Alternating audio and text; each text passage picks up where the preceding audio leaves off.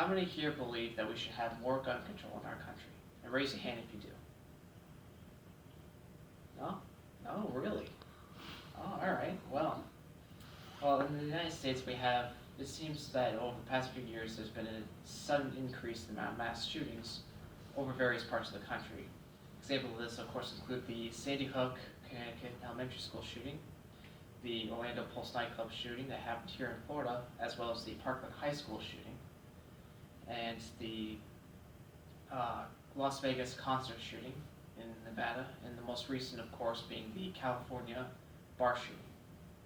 Now, some people believe that removing the Second Amendment would actually decrease the amount of violent crime dramatically.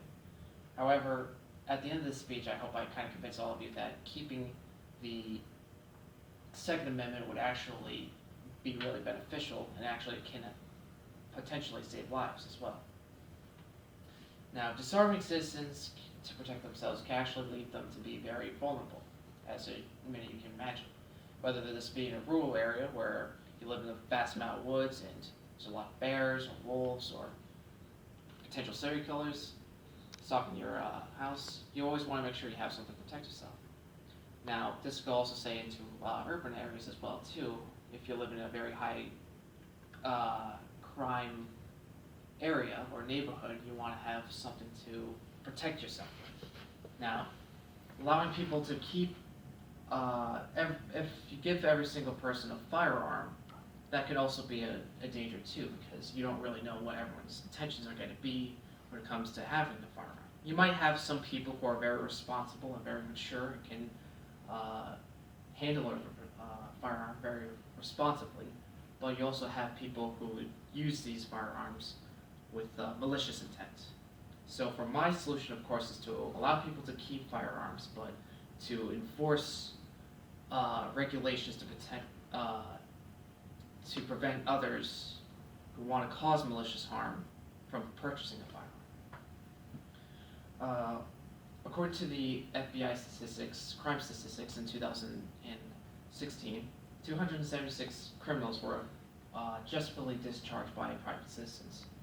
Now, that may not seem like a whole lot compared to the thousands and thousands who are killed from criminals with guns, but those are 276 cases where a person, whether it be by themselves or also protecting a group of people, defending each other from a threat. And some of the examples I'm going to include are right now. According to an author, Scott Newman, this past year, a NRA instructor by the name of Stephen Wilford actually used his AR-15 to take down the Texas church shooter in the Texas church massacre not too long ago. Another example, of course, being author Wilbury Patent. During this past year in October, a trucker actually was able to defend himself from an attacker using a gun at a 7-Eleven in Miami-Dade, Florida. And the final example, of course, includes an article from author Patrick Cray. According to him, an 82-year-old woman was able to defend herself using her .38 special to shoot an intruder that was entering her home.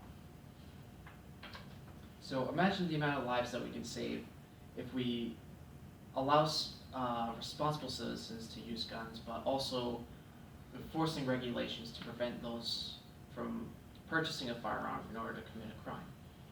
If you were being attacked by a threat or a person that can cause threat or harm to you, and you had a gun on you, what would you do? And if you didn't have a gun, what kind of weapon would you use at long range, at far distance, to defend yourself from that attacker? Hopefully at the end of the speech I kind of encourage all of you that there are kind of two sides of this whole Second Amendment issue, and hopefully you can also encourage others who are unsure about this whole issue that there is a compromise, and with that compromise we're able to save more lives in the future. This is Nicholas Catalfamo. I hope all of you have a great day.